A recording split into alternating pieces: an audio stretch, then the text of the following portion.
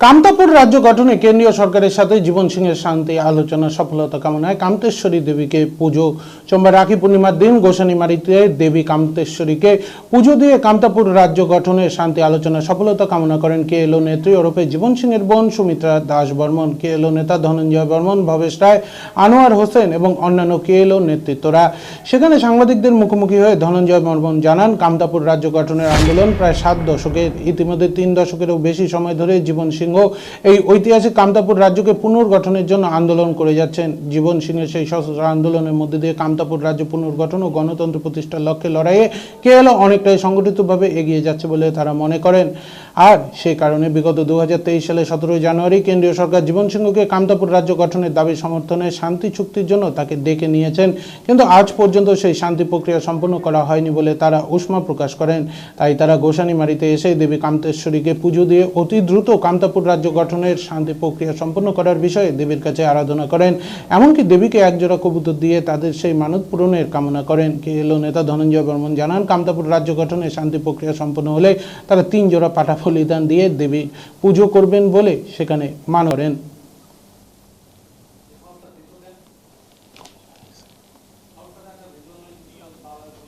বলবেন আজকে আজি মই কবা চাং মানে জীবন সিং দাদা যে মোর আছে ওয়ে আসিয়া এই মানে 2 বছর হল, মানে মই চাবাদ হচ্ছকি ঠাকুরের মাথায় প্রার্থনা করলাম যে ওর যাতে এতদিন আটকি থাকা জিনিসগুলা তাড়াতাড়ি সফলতা হয়। মই ওইটে প্রার্থনা করবার বাদে আসিতাম। কতটা সফলতার দিকে দীর্ঘদিন ধরে উনি বন্দী আছেন, তো এই সফলতার দিকে কতটা অগ্রসর হয়েছে? কামতেশ্বরী মায়ের জয় হোক। তো দীর্ঘ 7 দশক সংগ্রাম, 7 দশকের অধিক কাল হয় স্বাধীনতার পরে। আমার উত্তরবঙ্গের মাটিত, এই কামতাপুরের মাটিত, এই কামতেশ্বরী মায়ের মাটিত যে 70 বছরেরও অধিক কাল থাকি বিভিন্ন নামত যে জাতি মাটির সুরক্ষার স্বার্থত, এই মাটি সুরক্ষার স্বার্থত বিভিন্ন দল সংগঠন বিভিন্ন রূপত গণতান্ত্রিক রূপত যেমন সংগ্রাম হয়েছে, সশস্ত্র সংগ্রামও হয়েছে। তা আমার জীবন সিং স্যার হচ্ছে যে গণতন্ত্র যেই জায়গা ফেল হয়, গণতন্ত্র যেই জায়গা টিকে না, সেই জায়গা সশস্ত্র সংগ্রামের মানে দরকার হয়। আমার কেএলও সুপ্রিমো জীবন সিং স্যার সেই গণতন্ত্র প্রতিষ্ঠার জন্যে সশস্ত্র সংগ্রামত লিপ্ত হয়েছিল।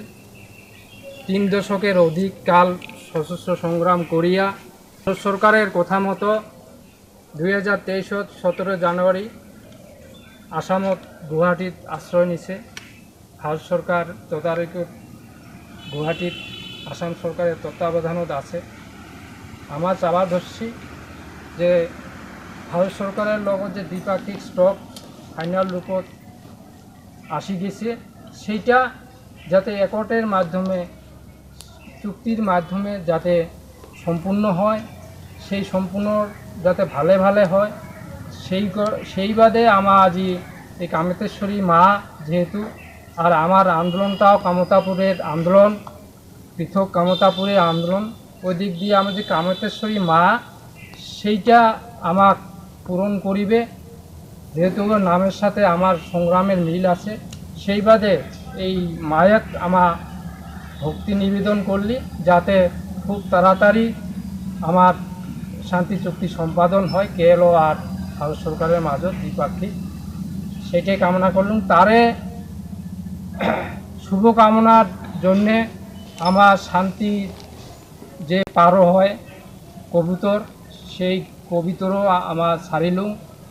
আর যদি এই শান্তি চুক্তিখান এই বছরের মধ্যতে সম্পাদন হয়, তাহলে আইসা বছর আমার 3 জোড়া পাঠা দিমু মাওক। আর এঠেকার যে আশেপাশের মানসিকগুলাক আমার প্রসাদ বিতরণ করমু, ভোগ